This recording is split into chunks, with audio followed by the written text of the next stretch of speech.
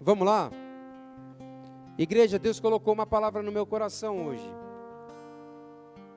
E eu entendo que existem muitas áreas das nossas vidas, ou algumas, ou poucas, eu não sei, que aparentemente só um milagre de Deus para serem resolvidas. Aparentemente, no natural, somente se Deus fizer o impossível. Geralmente é uma situação que você já não vê mais tanta solução. Essa situação pode ser interna, mas essa situação pode ser externa. Esta situação pode fazer parte do seu círculo familiar ou não, mas é uma situação que aparece. E que você já lutou contra ela, você já tentou da sua forma, você já usou os instrumentos que Deus colocou nas tuas mãos, mas ainda, parece até o texto que eu li, né? No tempo certo, o Senhor fará. Ainda não aconteceu. Declare comigo, aparentemente, situações impossíveis de se resolver, são aquelas que não têm solução. Então, aquela situação que no natural, sabe quando você vai ali para um pleito e a causa é perdida? Já é uma causa perdida. Se tiver um advogado aqui, ó, deu causa perdida. Não tem mais jeito. Não tem como reverter.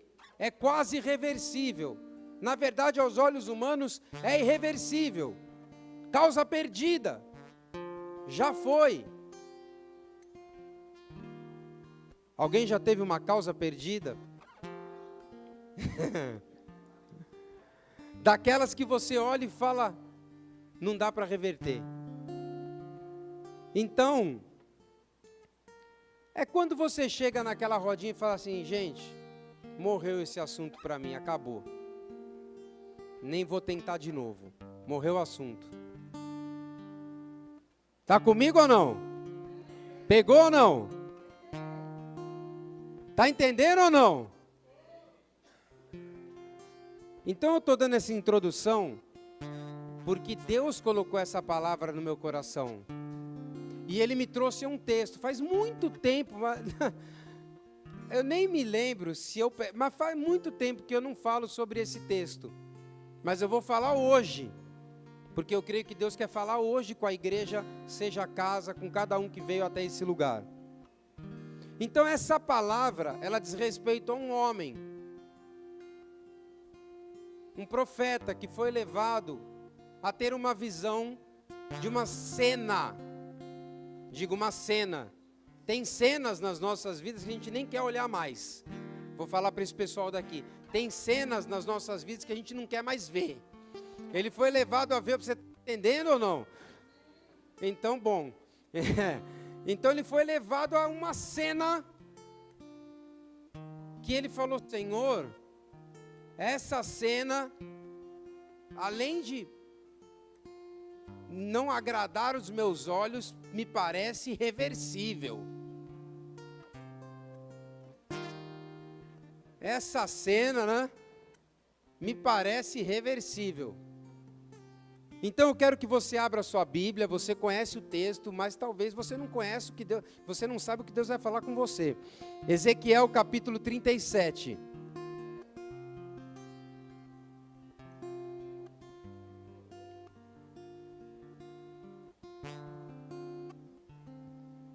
Ezequiel capítulo 37, versículo 1, 2, 3, 40, 63, 60... Brincadeira. A palavra diz assim, eu vou ler aqui, ó. Pode ir rodando, viu? A mão do Senhor estava sobre mim, e por seu espírito ele me levou a um vale de ossos. Ele me levou de um lado para o outro, não basta levar de um lado, viu? Tem que levar de um lado para o outro.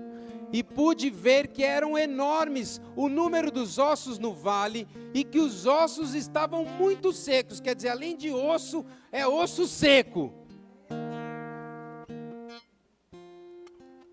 E ele me perguntou, meu Deus, Deus faz perguntas. E ele me perguntou: filho do homem, estes ossos podem tornar a viver? Queridos, Deus trabalha com perguntas. Jesus falava assim: queres ser curado? Você lembra de Jesus ou não? Você quer ser curado? Quer? E ele falava: então vai. Se você quer, você crê, essa tua fé te salva. Jesus trabalhava com perguntas porque ele aprendeu com o Pai. Podem estes ossos tornar a viver? Meu Deus, eu estou lembrando Jesus diante de paralíticos, diante de pessoas com fluxos de sangue, de cegos, e essa pergunta sendo feita: pode este voltar a ter vida? Pode este voltar a ter alegria? Pode este voltar? Sim, Pai, eu creio. Eu respondi ao soberano Senhor: tu sabes. Então ele me disse: profetiza esses ossos e diga-lhes: ossos secos. Olha como é importante ouvir a palavra. Ouçam a palavra do Senhor. Está seco? Ouça a palavra do Senhor. Pode ir. Assim diz o soberano, o Senhor: a estes ossos secos farei um espírito entrar em vocês, e vocês terão vida. Pode ir. Porei tendões em vocês, e farei aparecer carne sobre vocês, e cobrirei com pele. Espera aí, tendões, carne e cobertura de pele. Fala, é um processo para eu voltar a viver algumas coisas. Porém um espírito em vocês, e vocês terão vida, então saberão que eu sou o Senhor. Mais, e eu profetizei conforme a ordem recebida. Olha, eu não sei bem, mas o Senhor está falando para eu profetizar, o Senhor está falando que vai terminar em vida esse negócio, eu vou profetizar. E eu profetizei conforme a ordem recebida, e enquanto profetizava, houve um barulho, um som de chocalho, e os ossos se juntaram, osso com osso. Olhei, e os ossos foram cobertos de tendões, e de carne, e de pele. Ela já pegou, porque ela entendeu que é um processo. E eu só ouvi um aleluia. Mas não havia ainda espírito.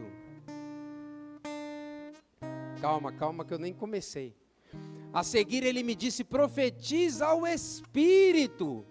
Profetize, filho do homem. E diga-lhe: assim diz o soberano, o Senhor: venha desde os quatro ventos, ó Espírito, e sopre dentro desses mortos para que vivam. É só a palavra, não preciso nem pregar, ela já falou. Versículo 10. Profetizei. Quem profetizou? O Ezequiel. Conforme a ordem recebida, e o Espírito entrou neles, e eles receberam vida, e se puseram em pé, e era um exército enorme. Você pode aplaudir a palavra de Deus?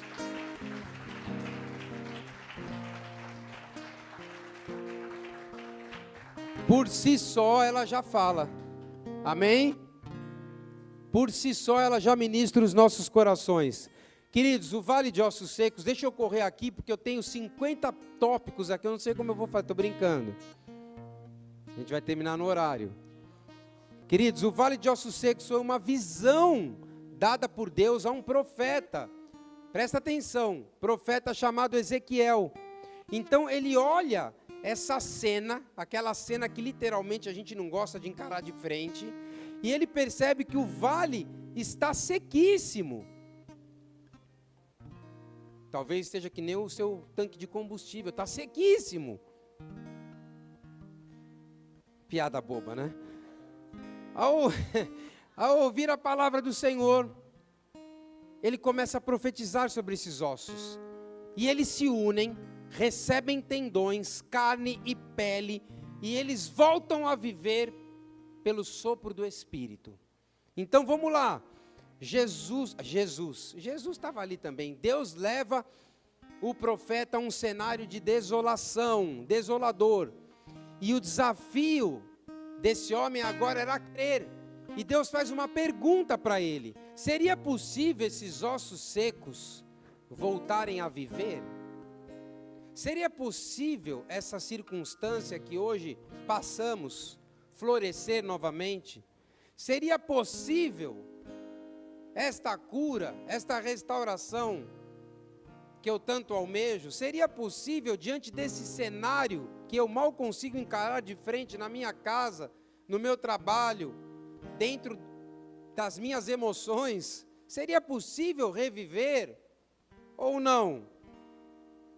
Então, era uma resposta desafiadora, porque responder uma pergunta como essa diante de um vale de ossos secos é complexo. Tem coisa que é fácil ter fé, mas para outras é complicado.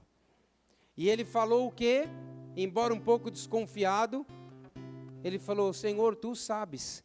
E Deus pede que ele profetize sobre aqueles ossos. E vocês acabaram de ler comigo que uma coisa incrível acontece. Aqueles ossos secos passam a ter vida, porque com Jesus tudo acaba em vida. Então, obediente que era, como você e eu, aleluia, Ezequiel profetiza sobre os ossos e as coisas começam a acontecer. Aqueles ossos se juntam, isso, claro, uma visão, né, tá? Ele foi tomado pelo Senhor numa visão. E aqueles ossos viram um exército. Mas, pastor, me explica direito para não ficar tão assim, história parece de desenho animado. Queridos, esses ossos secos, eles simbolizavam a nação de Israel. Então, ele não estava ali mostrando um cemitério, né? Ele estava mostrando ali o estado da nação de Israel. Deus explica para Ezequias que os ossos secos representavam ali uma nação.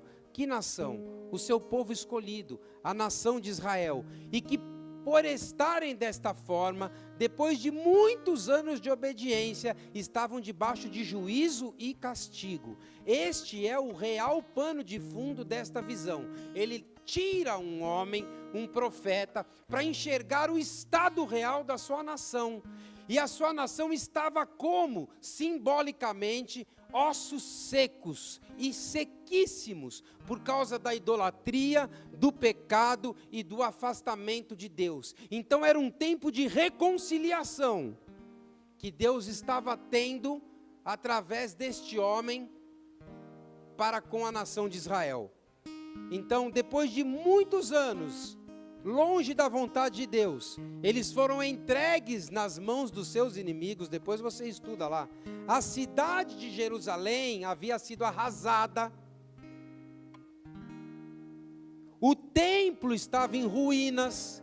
E o povo, para terminar, para passar a régua, tinha sido deportado para a Babilônia.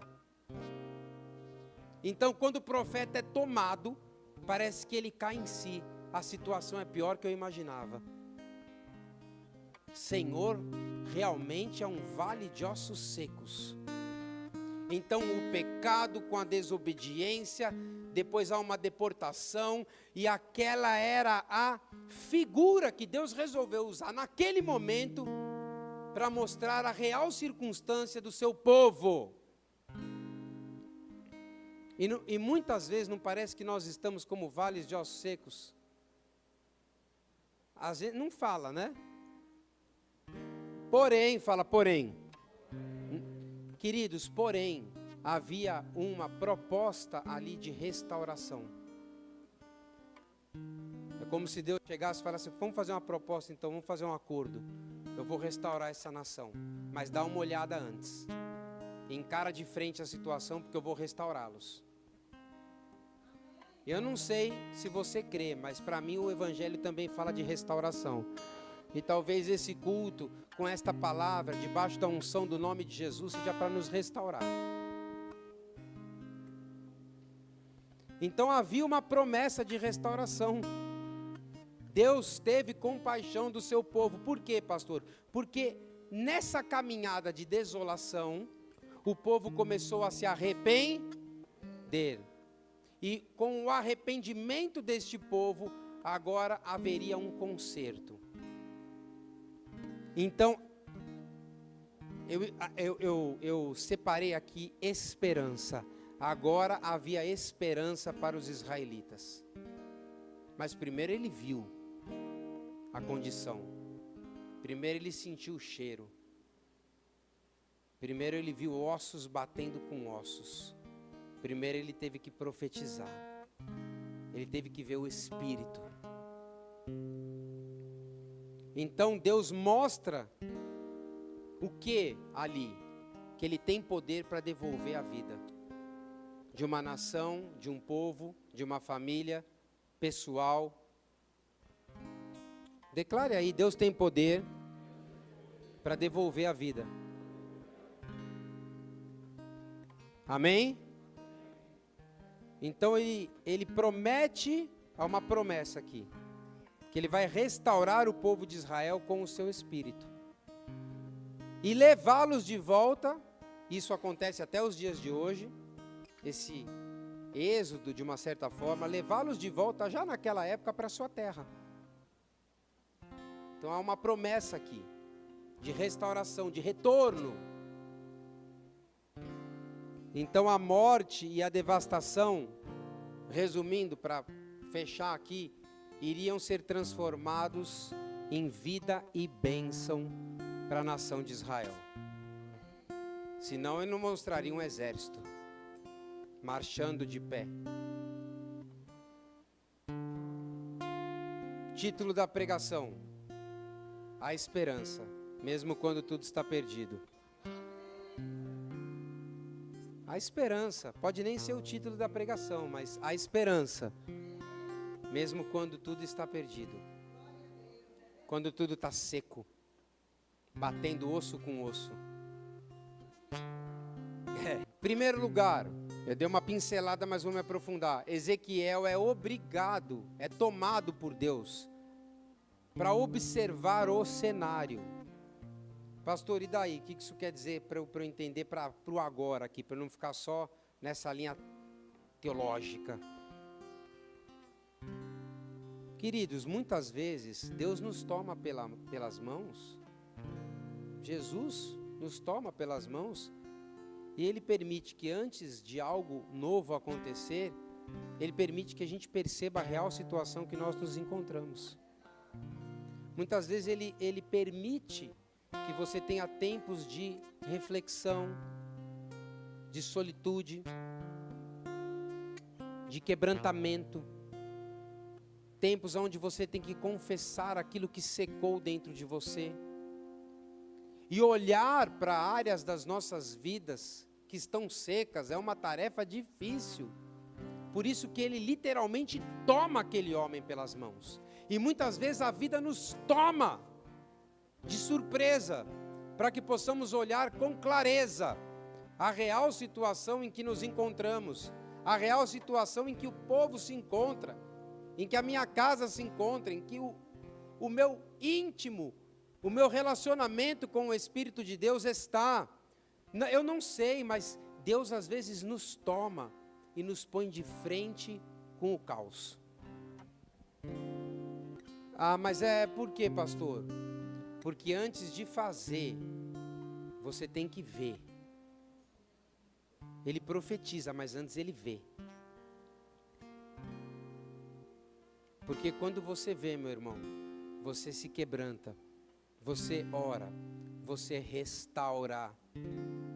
E aí Deus pode operar. Perceba que o operar de Deus não foi quando ele profetizou, foi quando o Espírito soprou.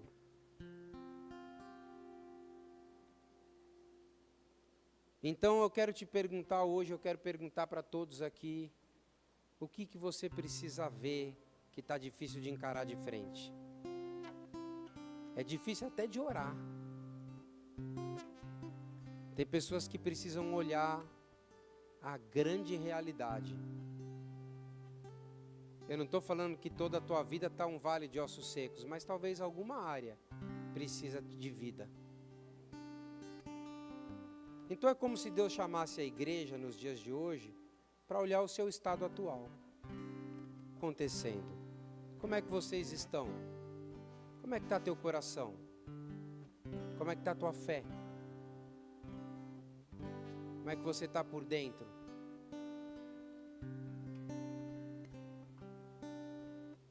Deus nos chama para olharmos de outro ângulo, antes de recebermos aquilo que Ele tem para nós. Então que você realmente aceite, andar de um lado, parece perca de tempo, né? Para o outro. Para que você possa ter uma visão global do que está acontecendo na tua história. Deus não te mede por um pedacinho da tua vida. Ele quer que você veja toda a tua história. Eu fico imaginando o profeta olhando tudo aquilo, acho que passou um filme na cabeça dele. Esse é o meu povo. Nós saímos lá do Egito. Agora nós estamos sendo deportados. Daqui a pouco nós viveremos um milagre. Olha para a tua história, meu irmão, e se alegra, porque Deus está nos dando a oportunidade de olharmos toda essa linha de tempo.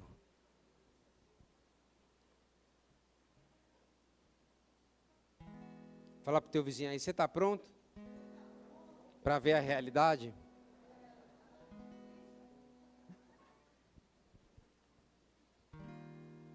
Você está, porque Jesus é maravilhoso, Ele nos ama.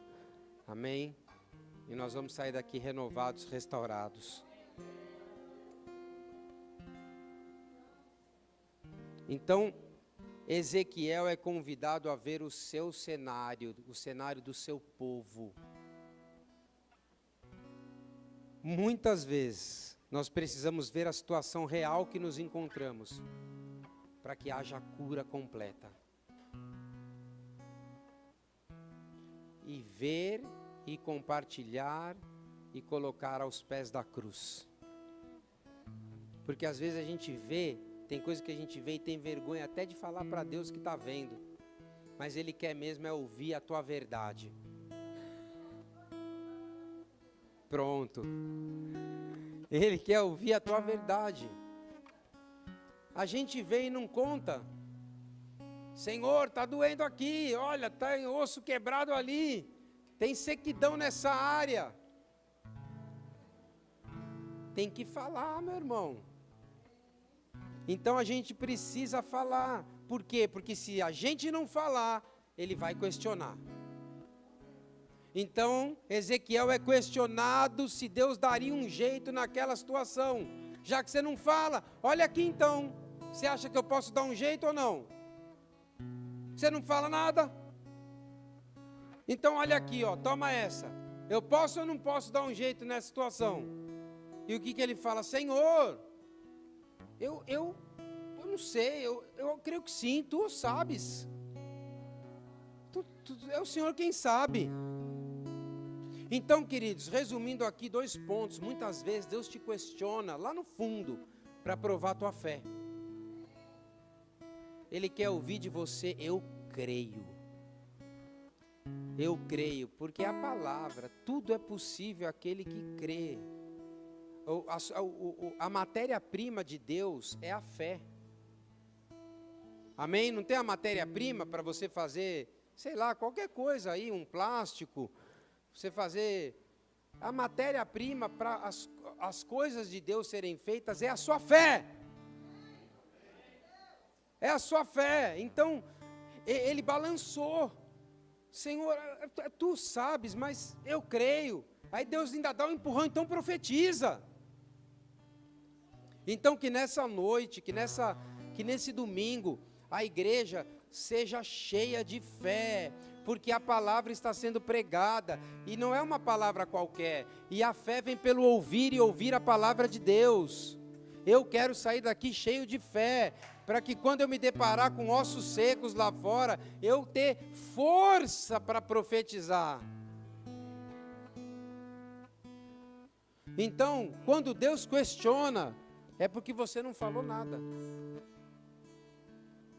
Então ele obedece, ele é questionado. E ele faz a sua parte, ele profetiza. Eu sei que é difícil, porque quando a gente está num ambiente onde tudo está contra, o que a gente sabe mais fazer é falar mais de forma negativa do que de forma positiva.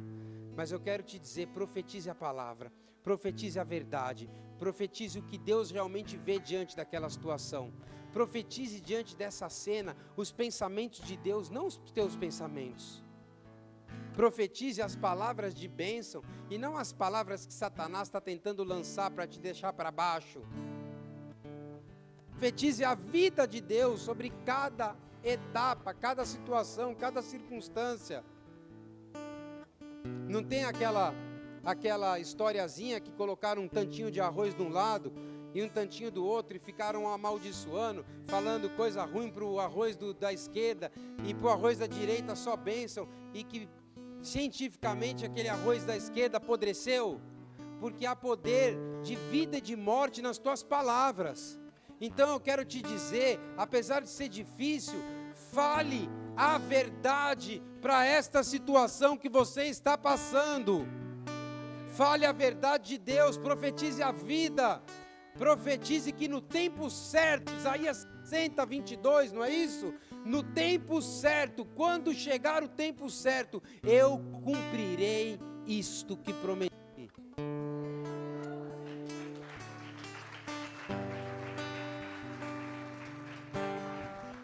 Mas faz tua parte, meu irmão. E não é fácil, porque às vezes a gente quer murmurar, a gente quer reclamar, a gente quer até botar para fora de uma forma equivocada. Deus tem boas palavras para você falar nesta semana. Encha a sua boca delas, porque não há como jorrar água limpa e água turva de um mesmo canal. Então que Deus use os teus lábios para profetizar sobre a tua casa, sobre o teu filhinho, sobre o teu trabalho, sobre o teu dia. Que haja vida. Profetiza, filho do homem. Você crê, eu creio, então fala.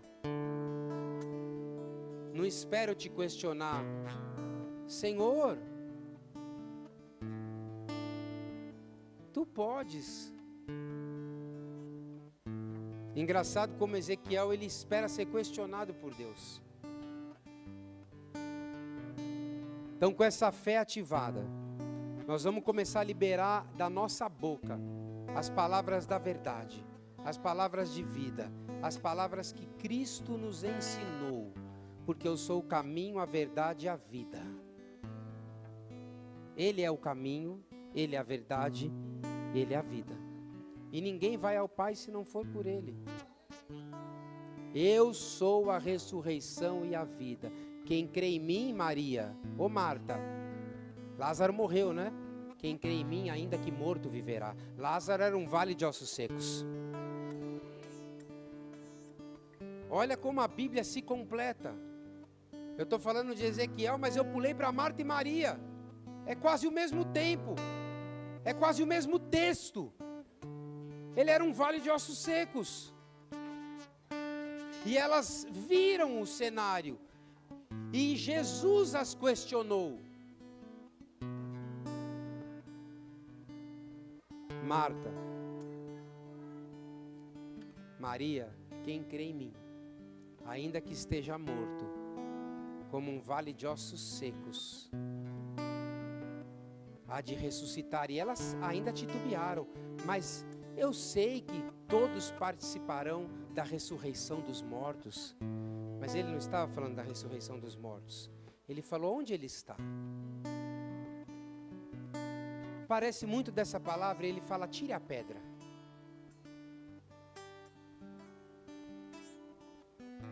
Faça isso. E ele fala, Lázaro, sai para fora. Ossos secos, voltem à vida.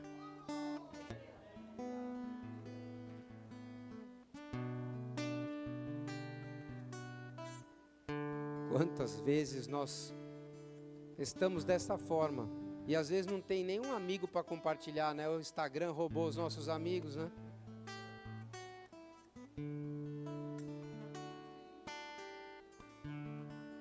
Ossos secos, voltem à vida. Essa é a palavra para esta igreja. Que palavra? Só até aí? Não, calma. Vamos mais um pouquinho? Mas no final das contas, mesmo ele profetizando, mesmo ele crendo, como a pastora falou aqui, mesmo lendo a Bíblia, lavando a louça, mesmo fazendo a parte dela, no final das contas, o Espírito entrou e trouxe a vida para aqueles que estavam mortos. Não foi necessariamente a profecia do homem, do Ezequiel, foi o Espírito. Por isso que a honra e a glória, no final das contas, são de Deus e não nossa. Ou seja, Deus está falando assim, você é só um instrumento. Quem dá o poder de viver, de ressuscitar, restaurar, sou eu.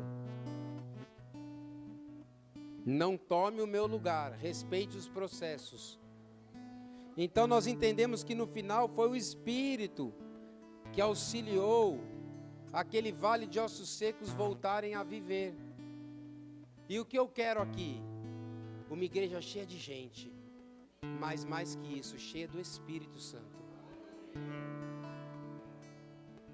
Porque não adianta ter uma igreja cheia de gente, mas sem o Espírito Santo. Não adianta você ser cheio de Bíblia, mas vazio do Espírito Santo. Você tem que buscar o equilíbrio. Você tem que buscar crescer em Deus, na palavra e no Espírito. Na graça e no conhecimento de Cristo Jesus. Por isso que o culto a Deus não se resume ao meu domingo aqui, pregando a palavra, ou qualquer um de vocês trazendo um sermão. O culto a Deus é diário. O culto a Deus, ele precisa de ensino, de acompanhamento, de intimidade. Ele precisa ser relacional, ele precisa ser completamente verticalizado, de baixo para cima, de cima para baixo, mas também precisa ser horizontal. Tem gente que não quer ter comunhão com os irmãos. Não existe isso, a cruz ela é horizontal e vertical. Você precisa estar junto, você precisa pertencer. Vou brincar aqui, você precisa ser casa, mas você também precisa se unir com outras.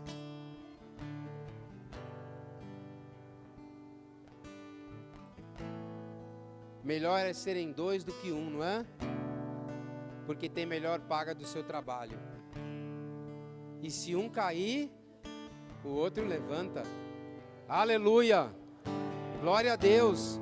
Eu estou empolgado com essa palavra, porque eu creio que todos nós aqui temos uma situação, uma pendência, um pequeno vale de ossos secos. Todos nós, por outro lado, sabemos profetizar debaixo da unção do Espírito Santo de Deus. Todos nós enxergaremos ressurreição e vida. Está lá, você escreve aí Isaías 60, 22. Quando for o tempo certo, eu, o Senhor, o farei acontecer. Meu Deus, Ele é real. Ele é um Deus de detalhes. Ele é um Deus sobrenatural. Ele é o mesmo Deus que falou com Marta e Maria e que falou com Ezequiel. Já parou para pensar? É o mesmo Deus. É o mesmo, parece que é o mesmo quadro. Parece que só mudam os personagens. Até os ossos estavam secos ali com Lázaro. Mas primeiro, você vê o cenário. Você reconhece. Agora pronto, agora eu falei a palavra certa. Primeiro você reconhece. Senhor, o cenário é esse. Só eu não estou vendo.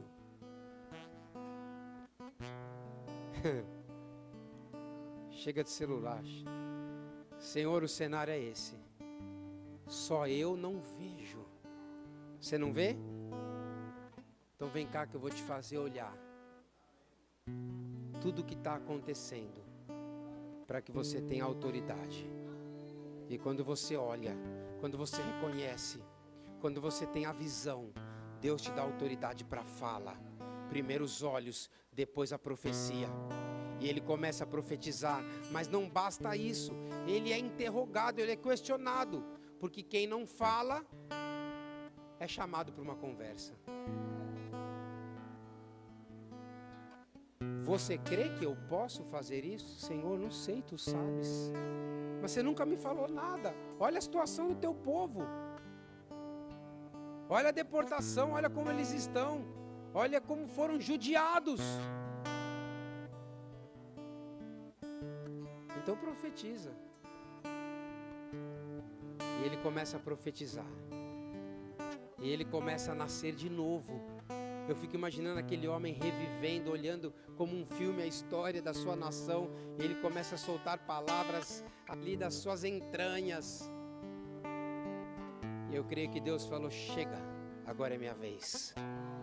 Vem Espírito Santo e ressuscita.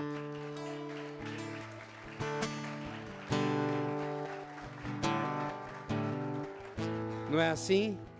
A gente está orando, chorando, clamando. De repente Deus fala: chega, chega, agora é a minha vez. Que comecem não os jogos, os processos. Carne, tendão, ossos ligados, até que um numeroso exército fica de pé. Porque aí eu já chamo uma palavra à existência, a glória da segunda casa. Para esta nação, Ezequiel, serás maior do que a da primeira.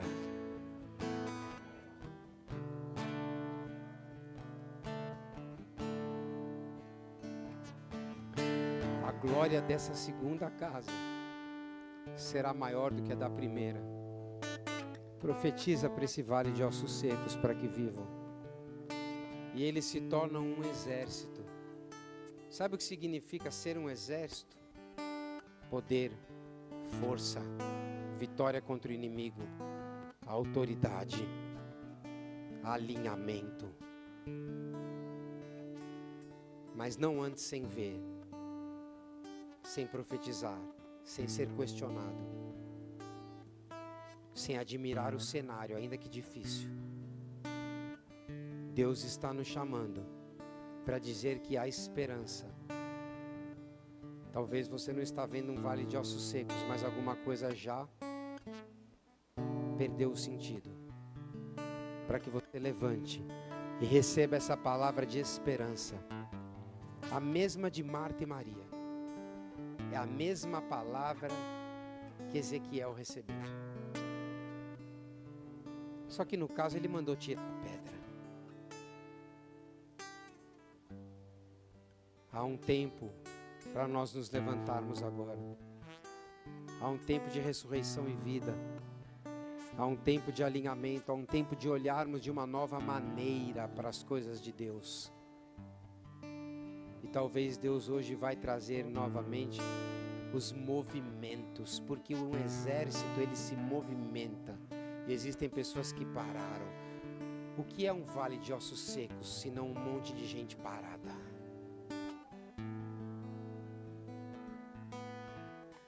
É a morte que entrou. Mas hoje Deus tem vida para todos nós. Porque no tempo certo, eu, o Senhor, farei.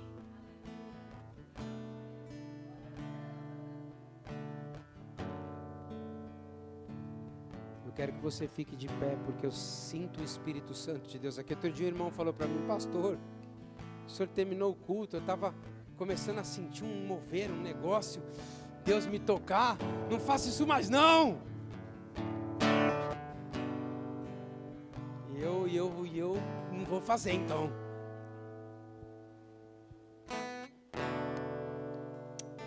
Eu quero que você adore. Porque sobre esse exército, Deus ainda há de fazer muitas coisas. Mas há um cenário a ser encarado de frente. Há uma pergunta a ser respondida. Há algo que parte de você.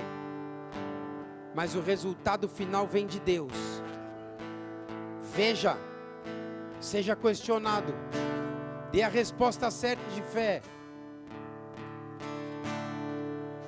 profetize, porque da mesma boca não se pode jorrar fonte de águas vivas e amargas, turvas e amargas. E depois simplesmente, é como se Deus falasse: agora sai daí, agora vê o resultado. Pode tirar a faixa e deixar esse homem embora. Eu quero Jesus,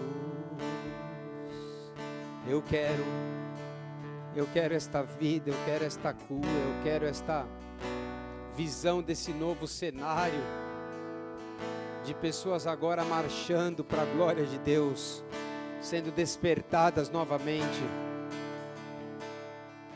Outrora um vale, agora um exército. Porque com Deus, em Deus, é o único lugar que tudo termina em vida. Então agora, meu irmão, você vai orar, você vai deixar o Espírito Santo te tomar, você vai se envolver, você vai adorar.